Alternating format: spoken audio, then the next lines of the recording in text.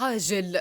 قبل قليل، اشتباكات مسلحة إيرانية إسرائيلية في سوريا، وأنباء عن إسقاط طائرة F-16 إسرائيلية حربية. أفادت مصادر سورية عن اندلاع اشتباكات عنيفة جدا بين القوات الإيرانية والجيش الإسرائيلي على حدود جولان السوري المحتلة.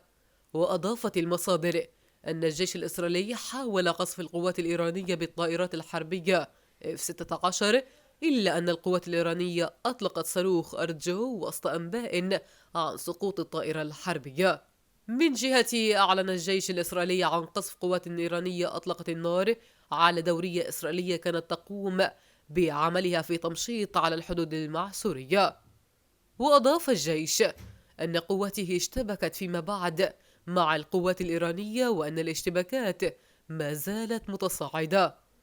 وفي ذات السياق، قال شهود عيان من الجولان المحتلة أنهم شاهدوا جثثا من الجيش الإسرائيلي يتم نقلها بطائرات إلى الداخل الفلسطيني المحتل. من جانبها، أعلنت القيادة الروسية عن إجرائها العديد من الاتصالات بين الجانبين لتهدئة الموقف والعودة إلى الهدوء.